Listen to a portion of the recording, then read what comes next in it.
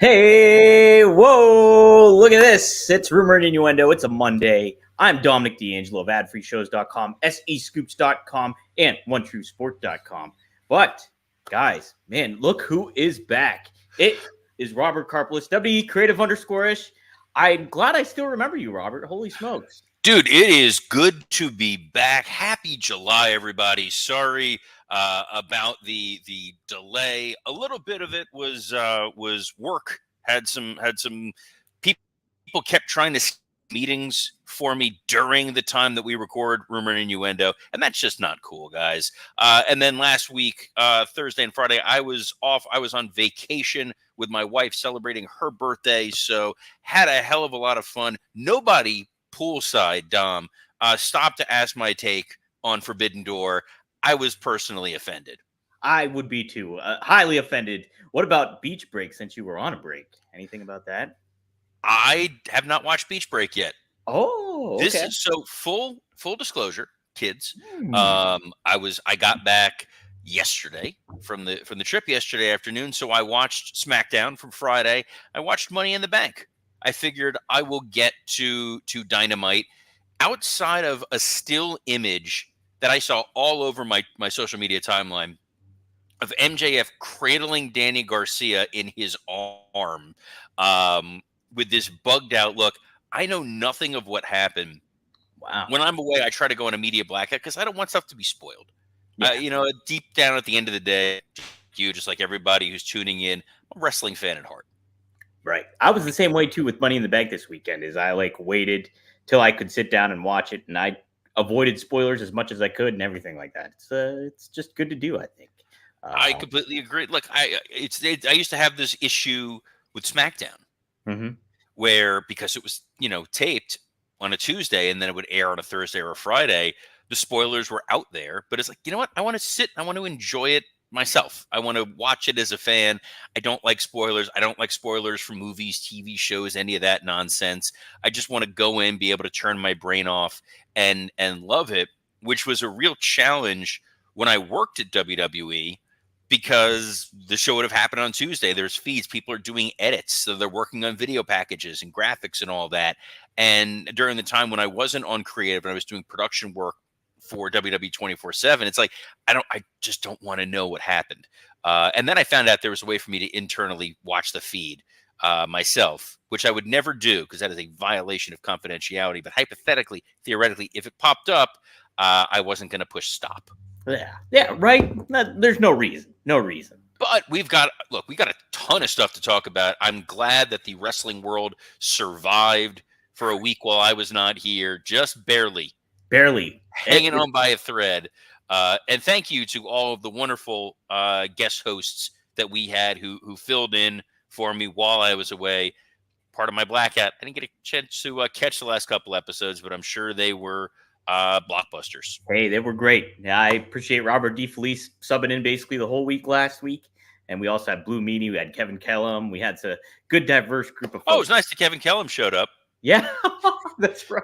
I love Kevin. There was an episode the week prior where it was just me talking, and I'm like, oh, my co-host will be on any moment because Dom's like, oh, shoot, I got to do the Tony Khan press conference. Kevin's going to fill in. He's just got to finish doing his, radio show that's heard all across the Chicago area.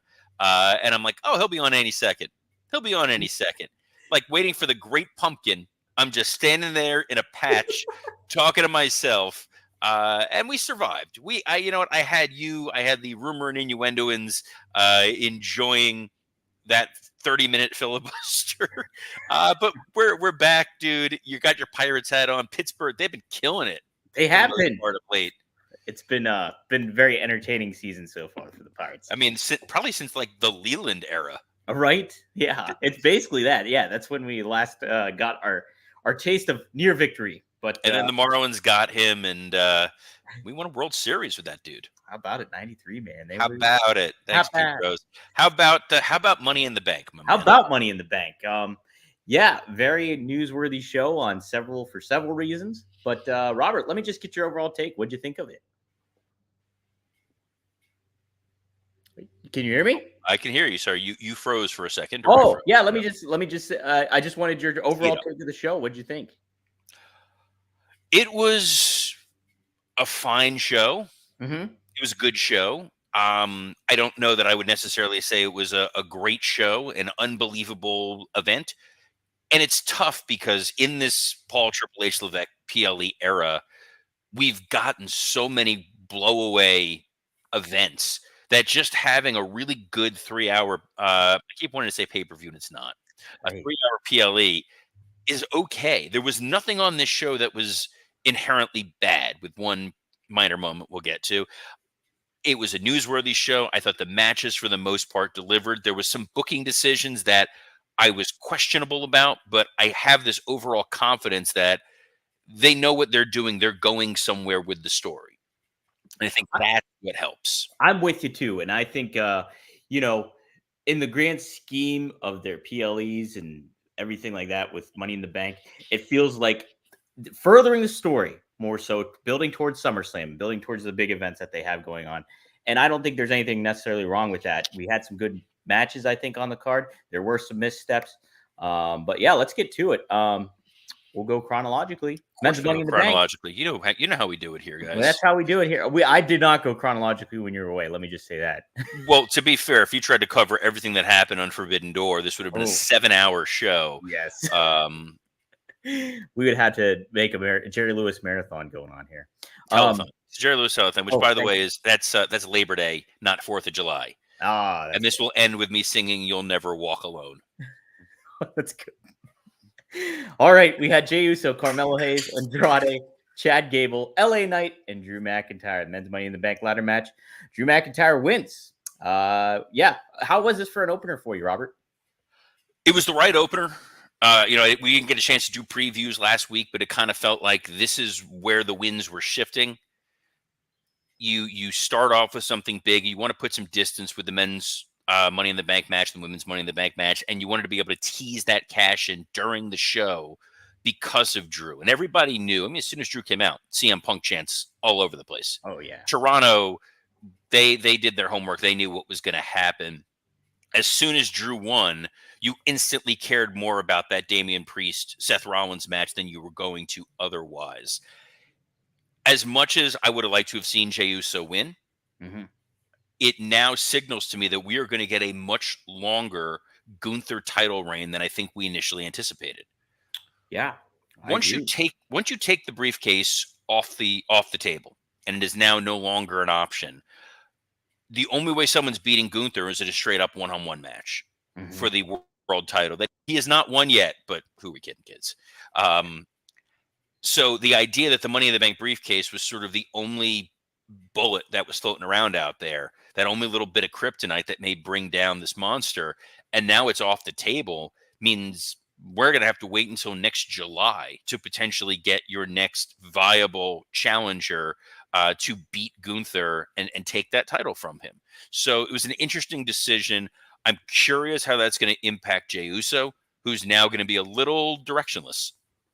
Yeah, I think, especially for the time being when it comes through SummerSlam to WrestleMania season, I think you can kind of get once Roman gets back in the mix and things like that, you can kind of get a original bloodline reunion going, and then have a feud furthering with that. But yeah, for the time being, where do you put Jey Uso at this moment in time? And it's I think a different kind of situation. But I noticed that a lot of fans were upset that the Money in the Bank was just there and gone, and in comparison to last year, where Damian Priest went 10 months, 8 months with the briefcase. Now you have it something that's off the table. It's a good storytelling element. They did what I think it was totally fine what they did, and I had no issue with that already being off the table, Robert. I didn't mind it. Drew already called his shot and said, when I win this thing, I'm cashing it in that night and I'm going to win the title. Yeah. People like this idea of they want to see a cool cash in. And if it was any of the other 5, it wasn't going to work. And the reason being, Carmelo Hayes, tremendous talent. He's not ready to be world champion. And I don't think he can survive a cash-in failure. We saw what happened to Baron Corbin. Right. LA Knight, he's destined to go after the U.S. title, and Logan Paul, that's sort of the right space for him. Gable could have been fun, but Gable with the briefcase and Gunther with the title is not a cool chase situation. And then it's Jey Uso winning his first world title. Do you really want him winning it in a fluke? Do you want him cashing in, winning sort of the coward's way? Yes, it's legal and it's the rule, but it's not the way that you want Jey Uso to win his first world title, unless straight up, I'm challenging you to a one-on-one match, mano a mano, which always comes across as foolish. All due respect to your co-host, Mr. Rob Van Dam. Hey, it paid off for him. That's for sure. Well, yeah, let's go to the next match here. Io Sky, Chelsea Green. Oh, this wasn't the next match. Jeez. I have the original card preview here. So we had Sami Zayn taking on Braun Breaker for the Intercontinental Championship. Head scratcher of a finish. I can't say I was necessarily a fan of it. I did like the match, but weird finish, Robert. This is the one where I said a few minutes ago, it's like I'm trying to trust in the process, which is difficult for me to do. Yeah. You want to be an armchair quarterback. You want to be a Monday morning quarterback, have that knee-jerk reaction and say, what do you mean Braun Breaker lost? I was a little surprised. I was a little surprised at Intercontinental Champion going into this match. Yeah. I would like to have seen him in the Money in the Bank match itself. I think there would have been some value to that, to tease Sammy getting that Money in the Bank briefcase. He's also never been world champion, because now you're going to SummerSlam. And is there a compelling matchup for Sami Zayn for SummerSlam? Outside of a rematch with Braun Breaker, I would say no. The hope is that Braun losing in this form of fashion is going to ignite a more fired up, a more just out of control Braun Breaker. And maybe we'll see him go after Sammy. It's like, can Sammy really escape this guy twice? Didn't love the finish. And what I said a couple weeks ago with this booking that did concern me is you run the risk of the crowd turning on Sammy. Yeah. Yeah. And it felt like that. Yeah, I don't think the crowd was all that enthused. I think they were really expecting this title change to happen. And, I think you have that. If you have Braun win, you already heat him up as the Intercontinental Champion. It means a lot. You're taking a risk by having him lose and then trying to further the feud, or waiting until SummerSlam to have it pay off, because, yeah, you could potentially lose that momentum in between that now and then. So I don't know. I was not a fan of the finish. I thought the match itself was good, but yeah, it left me scratching my head at the end. I would not have fed Ricochet the way that they did to Braun Breaker if they were not intending to just go full bore and let this guy be a monster. Right. Especially because you could have had Braun Breaker win here and do a Braun Breaker Ilya Dragunov rematch at SummerSlam for the Intercontinental title and let those guys just go at it. 100%. Yeah. And that would have been a really, really intriguing matchup. You could tell a great story within 4 weeks' time between those two too, as well. So, but again, we're trying to give Hunter the benefit of the doubt. I'm sure they didn't just do this haphazard. I'm sure this is not a WCW situation where Sammy was not willing to drop the title. He knows. And to hammer that home further, right after he was off stage, the next guy out there, John Cena. Yeah. Cena came out very unexpected. And Trish Stratus was the quote-unquote host of the show. And yes, Cena made an earth-shattering announcement when it comes to the wrestling world. He is retiring in 2025. And he's going to do basically a retirement tour, saying he'll be there at Royal Rumble, he'll be there at Elimination Chamber, and he'll be there at WrestleMania 41 in Las Vegas. Yeah, obviously pretty big news for pro wrestling. And Cena just stating out, calling his shot, and building something for his end of WWE run. So what do you think of that, Robert? Smart booking. He has not really been a factor for the last 5 years. So him getting a chance to do the retirement tour, knowing that his former brother-in-law, Bryan Danielson, is sort of doing the same thing, is fun. We've seen John be used to put over guys of late. He tried it with Austin Theory. It was sort of a mixed bag. We've seen him come back and put over Roman Reigns strong, which is always nice. As far as dream matches that are left, there's probably 2 or 3 that leap off the page. The first one, feeding him to Gunther is attractive because him getting a chance to break Flair's record. If he's only got less than a year of active competition, you kind of want to see that. Same time, we have not really gotten a Cody Rhodes John Cena one-on-one match, which for a Royal Rumble where you need something for Cody to do after you finish the solo feud, I don't hate that. I don't hate a little mutual respect match. Right here, Dre Owen suggested the third one, which is you know what? I'm not logged in, so I can't put stuff on the screen. Oh, there it is. Cena versus Braun at WrestleMania. That could certainly be an intriguing one. I think it's going to make every time we see John now a little bit more special than if it's just, hey, he's popping back up. And in all honesty, his retirement is retiring from active competition. I still think we will see John Cena in one-off spots for another 5-10 years to come. You think he'll still do matches and stuff moving forward too after this? You know what? I think he will. He's still a relatively young man. He can still perform at peak levels. And Dom. Oh, yes. If you're looking to perform at peak levels, can we talk to you about Blue Chew? Our next sponsor needs no introduction. You've seen the ads. You've heard us talk about it a million times. And I bet there's a big part of you, pun intended, that wants to try it. What am I talking about? Blue Chew. That's right. This isn't your grandpa's blue pill. This is the one, like Carmelo Hayes, the OG chewable tablet for better sex. Blue Chew is a unique online service that delivers the same active ingredients as Viagra, Cialis, and Levitra, but at a fraction of a cost and in a chewable form. The process is simple. Sign up at BlueChew.com, consult with one of their licensed medical providers, and once you're approved, you'll receive your prescription within days. Blue Chew tablets are made in the USA and prepared and shipped directly to your door. The best part, it's all done online. No visits to the doctor's office, no awkward conversations, and no waiting in line at the pharmacy. You can take them anytime, day or night, so you can plan ahead or be ready whenever an opportunity arises. Blue Chew wants you to have better sex. Discover your options at BlueChew.com. Chew it and do it, because Blue Chew wants the entire country rock hard, just like Dwayne Johnson at WrestleMania. Blue Chew has told me this is their mission, and they will not stop until every man is bricked up like a brick house, till every tent is pitched, till every rod is raised. Discover your options at BlueChew.com. Guys, this is why some wrestlers don't do great with scripted promos. I'm working off new copy that Blue Chew has sent me, but you know what? While this might not deliver, Blue Chew absolutely will. And you can't see me from below the waist, but if I had some Blue Chew right about now, you wouldn't be able to miss it.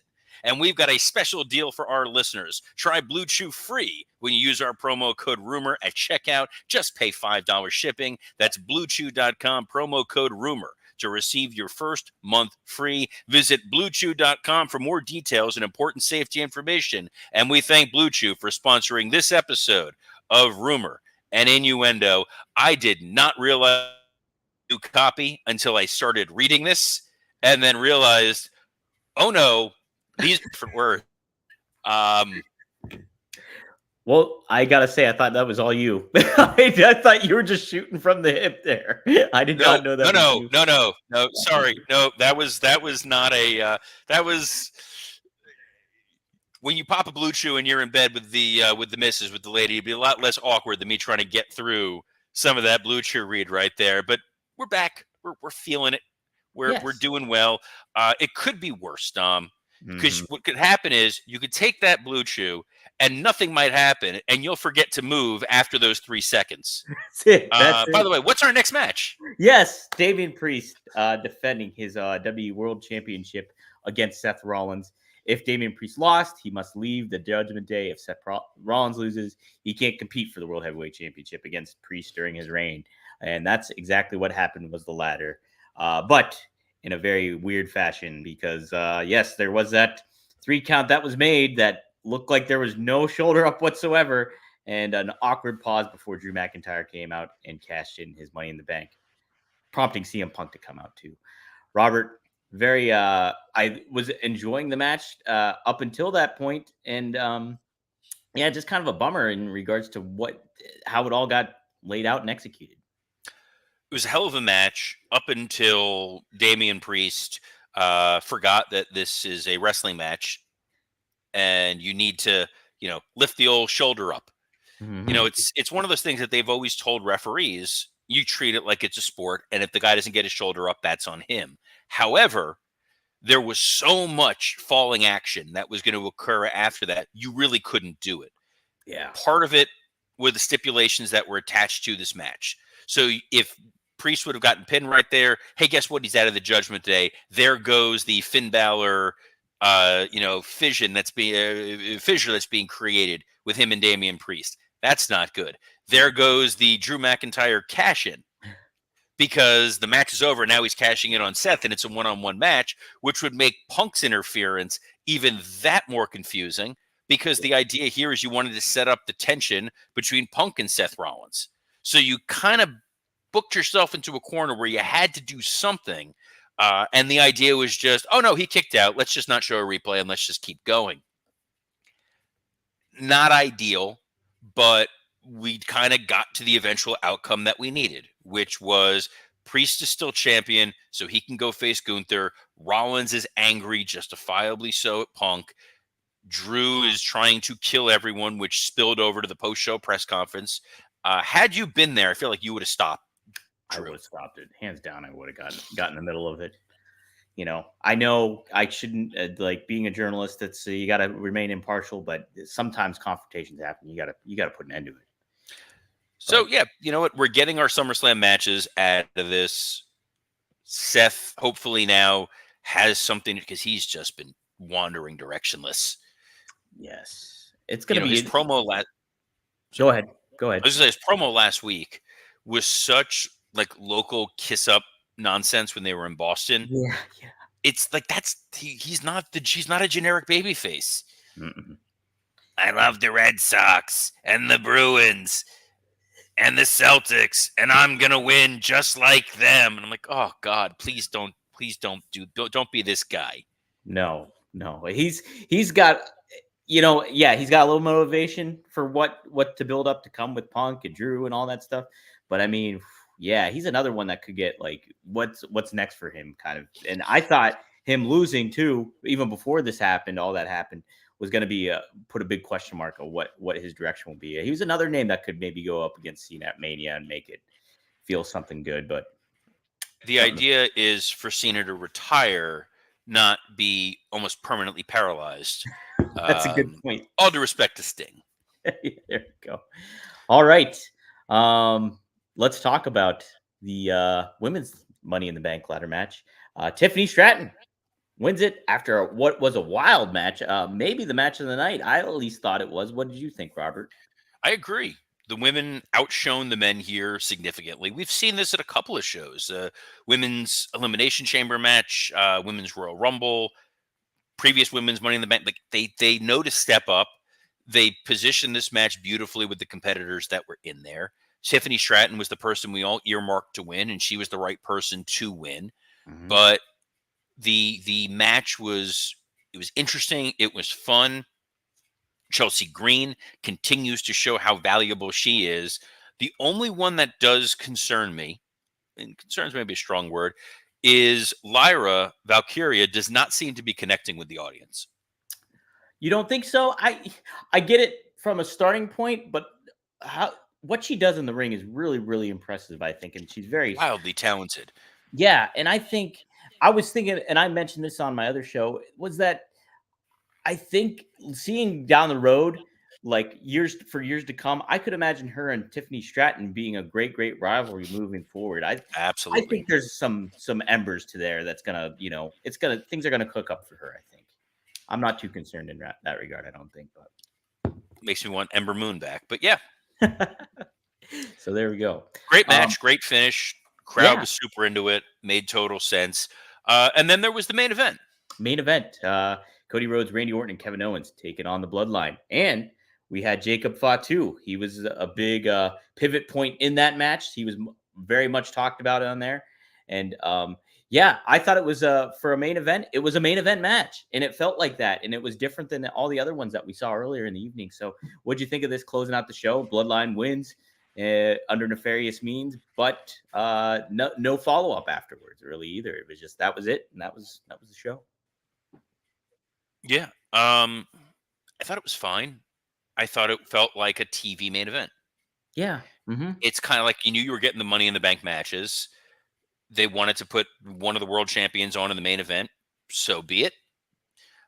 Perhaps it would have been more compelling to save Rollins and Priest for the end. But then it's like, well, you just beat your baby faces to the bloodline, and then they just go to the back and everybody's happy instead of the match ending.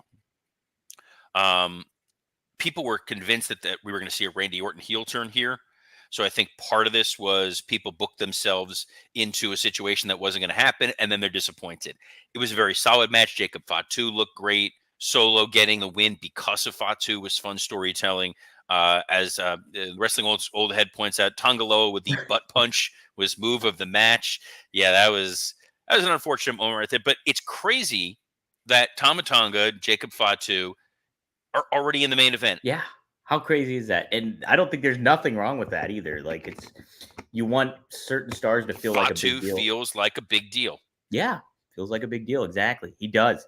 And it's going to be very hard for him not to overshadow everybody else in the bloodline. But I also think that's okay. I think that's okay because I think Solo Sikoa is doing a very good job in his role right now. Like as this kind of this guy that's underappreciated, he feels like, but he's very understated in his facials and expressions and everything in the ring. And I think that's what you need in that role right now. And I think he's doing a very good job at it. So, yeah, I was good with the main event. Man, let me say though, Randy Orton, he looks like he took the secret of the ooze because he's like super Randy Orton right now. He's big, he's massive. It's just crazy to see. See, that would have been the time for a Blue Chew ad. That would have been.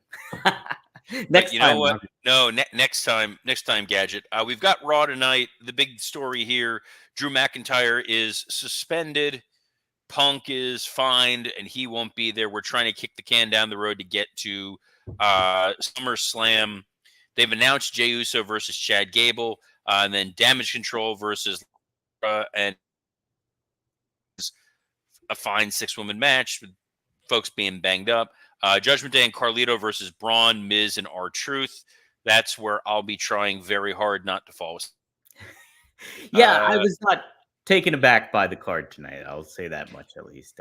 Well, but the good matches, the Liv and Dom versus Ray and Zelina Vega, that could be fun. This felt like they were planning for a lot of people taking a lot of big spots the night before. We don't want to really hurt we don't want to risk any further injury, and it's beginning to tell the story of Gunther and Priest. Yeah.